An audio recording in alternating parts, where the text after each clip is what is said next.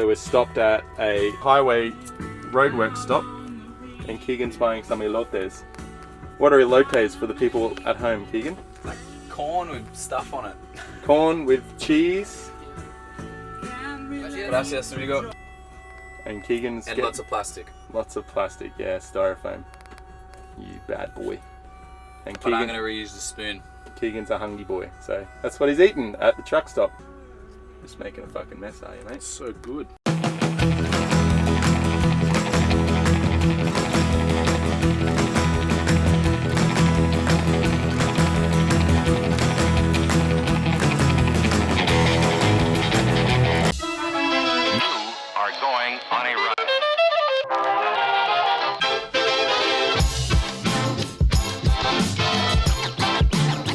Get scratching.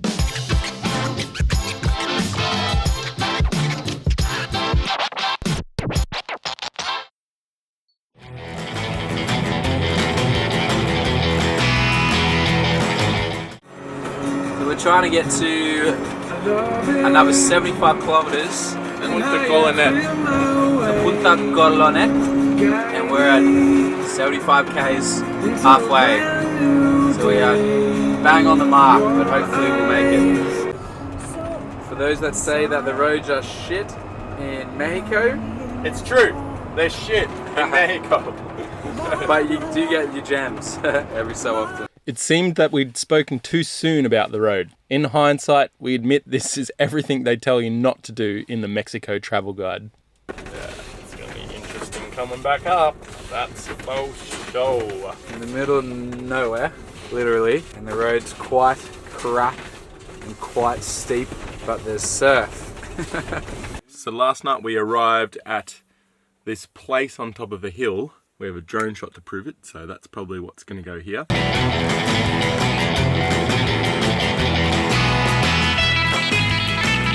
It was too dark, and we thought, do we continue down to the beach, which is down this sort of steep hill area, or do we stop and park up for the night? We decided to do the safe thing and park up for the night. And both of us have walked the trail down to the beach this morning, and it looks doable going down, but coming up might be another story. We're here deciding whether we're going to do it or not, and I think we've decided that we're going to do it. I'm going to head down to the beach over here, see if we can catch some waves, post up and charge for a couple of days before we head into the mountains again. And this is the road down. It doesn't look too bad on camera, but it kind of drops away to nothing. Beautiful location, Mexico. Off-roading. This is the part that I was like, oh. Where's the hostel? You said it's here on the... Alright, so we just drove down probably somewhat closest to the most precarious road that we've driven down so far in Route del Sol. And we arrived at this absolutely beautiful location. Completely empty, it's just us, no one around. We're about to set up the panels and get to living life out here in Mexico for reals. Ew. How you feeling, Cake Nogs? Ew.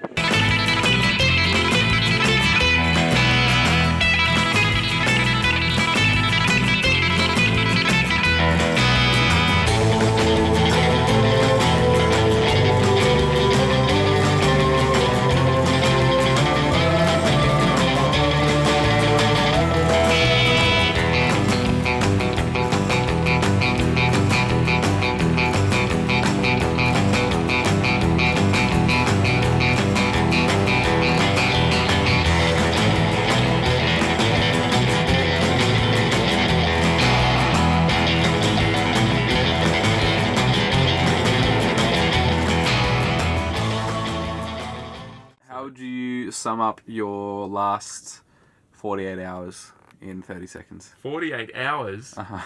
Okay, we arrived. I kicked a cactus. I thought I was fine. Hiked a mountain, kicked a couple more cactuses. Turns out I'm not fine. Cactuses hit me in the bone. I have a really sore foot. Surfed some small waves, edited some vlogs, ate some food, did a lot of farts, and I'm really happy.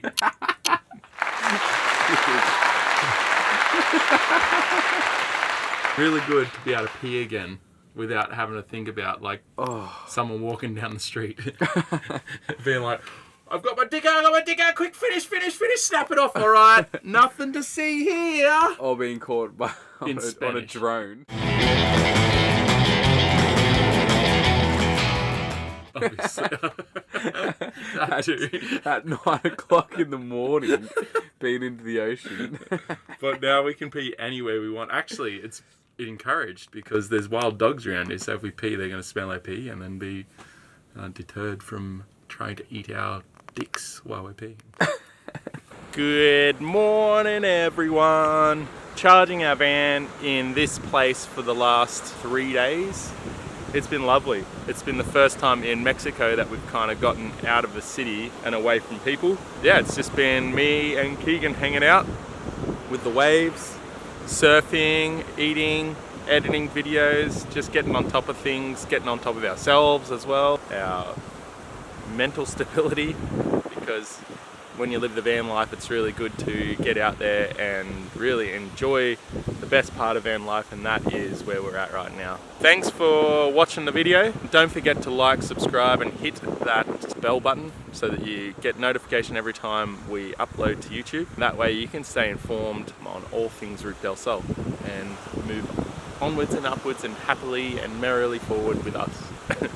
I don't often talk deeply about why this project exists. Kind of hard to even think of a good way to talk about it. I sat there in my head for about 2 minutes before turning the camera on now and thought, how am I going to introduce this idea? I feel like a lot of what we do on the project on this channel is fun, which is great to try and keep everyone entertained. But underneath it all, there is some sort of sublime message about the world we live in, and the reason why we do this and try to make it fun is to get that message out there. I've started reading a book called The End of Ice by Dahir Jamal. Yeah, it was written last year and given to us by a couple of people up in Seattle. It's just reminding me a lot of the university degree that I did actually, and how debilitating it sounds to hear and learn about the collapsing of our ecosphere on this planet. So there's one or two ways. You can feel defeated, or you can feel like it's an opportunity to take action, and it's time to inspire action. The big specific thing that I'm talking about is climate change and what we can do about it as human beings. I just think it's a good time to publicly state our mission. Our mission is to show everybody that every human on this planet can operate their lives off of renewable energy, and that's possible to us all right now if we put our minds and our money and our culture and civilization and everything forth. I have no doubt in my mind that it's absolutely possible for us to do it. People have even worked out how much that would cost, and we've shared that information on our Facebook page. We don't talk about it very much, and I think it's a very good opportunity or a very good time to talk about it, seeing as though it's in fresh forefront of my mind. Personally, there's times that I feel absolutely defeated, and I look around and I see the environment and the ecology collapsing. I see pain and suffering with humans, and like a great example right now is in my home country, Australia. There's a bunch of fires. It's been absolutely horrendous and disgusting. The country's on fire basically. There's towns running out of water. There's the driest, hottest records being produced every year. Yeah, it's not great. And this is happening to Australia, which is a developed nation, has lots of money, lots of resources. We're very wealthy people as far as the bottom line goes. It's heartbreaking because I see that happening, and I see that the warning signs for all of that has existed for at least 100 years in popular science, and in recent years, even like 30 years ago, way more popular. And we've just absolutely ignored scientists. It can be pretty heartbreaking to see that, and then to hear stories from all around the world, whether we're traveling locally up in Alaska or down here in Mexico, and just seeing everybody's capacity to understand and to act on climate change is it can be pretty heartbreaking. To give up hope for me would be to give up on life itself, And I think that's the driving factor behind moving forward on this project. And the reason that this project exists is to drive something that can show everyday people things are possible when humans put their power and energy and money and time and effort and all of that through forward into something. Yeah, battling with the idea of my privilege to do that, as opposed to, say, someone who was born in a less advantageous situation, is pretty difficult. But I still think that every human has the ability to do something about the biggest issue that humanity has had to face. And it's going to take every human to do something about it for us to move onwards. I'm rambling on. It's really hard to think of the right words to use here, but I think this needs to be more prevalent and more evident in our vlogs. I think the fun and the exciting and all the sensational stuff that we do is cool and gets clicks and views, but really at the depth of it all, the most important thing for me to get out of this project, and the reason why I do it, is because of that. Anyway, thanks for listening to my rant. We've had a lovely couple of days here out in Punta Colonet in Mexico. We got in as far as their van will allow us, and we've been chilling here for the last couple of days, and yeah, it's been really, really good.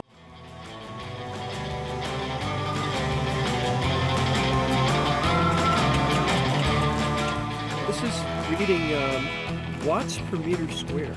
To see how much EMF, electromagnetic radiation, we are being exposed to.